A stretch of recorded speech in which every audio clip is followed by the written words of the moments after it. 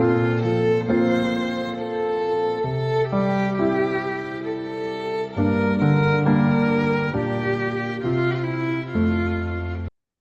Tuhan, saudara-saudari yang terkasih, dalam Tuhan Yesus Kristus. Salam damai sejahtera bagi kita semua. Sebelum kita berdoa dalam sidang doa gereja, mari kita sejenak mendengarkan persekutuan khusus. Persekutuan khusus kali ini akan melanjutkan berita dengan judul Menguduskan Diri Sendiri Demi Anak-anak, bagian yang kedua. Pembacaan Alkitab diambil dari Efesus pasal 5 ayat 26 yang mengatakan untuk menguduskannya sesudah ia menyucikannya dengan memandikannya dengan air dan firman. Perkataan ministry.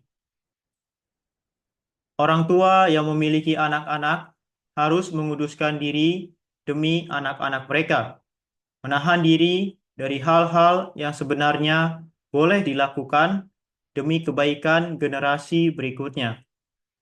Masa depan gereja sangat tergantung pada kesetiaan orang tua dalam membangun teladan rohani dan moral. Sebagaimana seorang nazir menjauhkan diri dari anggur dan segala yang berasal dari pohon anggur, melambangkan penolakan terhadap kenikmatan duniawi yang dapat menuntun pada hawa nafsu. Demikian pula, orang tua harus hidup dalam pengudusan, menetapkan standar tinggi dalam moralitas, perilaku rumah tangga, dan penilaian rohani. Anak-anak tidak hanya mengingat perkataan orang tua, tetapi lebih dalam lagi, mereka menyerap teladan hidup yang dilihat setiap hari. Sistem nilai dan cara mengambil keputusan mereka dibentuk oleh apa yang diamati dari orang tua. Setiap tindakan orang tua tidak berakhir pada diri sendiri, melainkan berulang dalam kehidupan anak-anak. Karena itu, orang tua harus menyadari betapa seriusnya tanggung jawab yang Tuhan percayakan. Jiwa dan raga anak-anak ada di tangan mereka.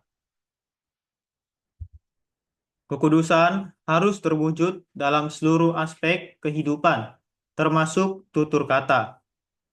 Orang tua harus menjaga kesucian perkataan dan berani mengakui kesalahan ketika salah berbicara, sehingga anak-anak belajar menghargai kekudusan dalam komunikasi.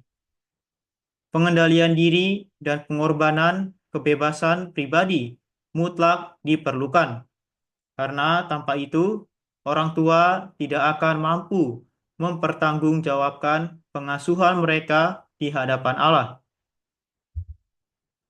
Membimbing anak kepada Tuhan tidak cukup dengan nasihat, tetapi harus melalui keteladanan hidup yang berjalan bersama Allah. Seperti Henokh yang semakin dekat dengan Tuhan setelah menjadi ayah, atau seperti Hana yang berdoa dengan tekun untuk mempersembahkan Samuel bagi Tuhan. Orang tua harus aktif membawa anak-anak dalam kekudusan sejak dini. Sebaliknya, pengaruh lingkungan yang buruk seperti yang dialami anak-anak Lot dapat merusak generasi jika orang tua lalai menjaga kekudusan. Mereka yang memiliki anak harus menguduskan diri demi anak-anak mereka.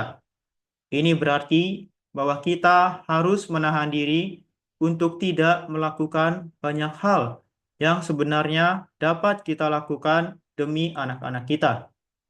Banyak hal dapat kita katakan, tapi demi anak-anak kita tidak mengatakannya. Sejak pertama kita membawa masuk anak kita ke dalam keluarga kita harus menguduskan diri. Kalau Anda tidak ketat terhadap diri sendiri, Anda tidak akan bisa mengetatkan anak-anak Anda. Kekenduran mereka yang tidak memiliki anak menghasilkan kesulitan bagi diri mereka sendiri. Tapi bagi mereka yang memiliki anak, kekenduran berakhir dengan kerusakan bagi anak-anak, seperti juga terhadap mereka sendiri. Sekali seorang Kristen membawa masuk seorang anak ke dalam keluarga, dia harus menguduskan diri. 2 mata, terkadang 4 mata, sedang mengamati Anda tiap waktu. Mereka akan mengikuti Anda seumur hidup Anda.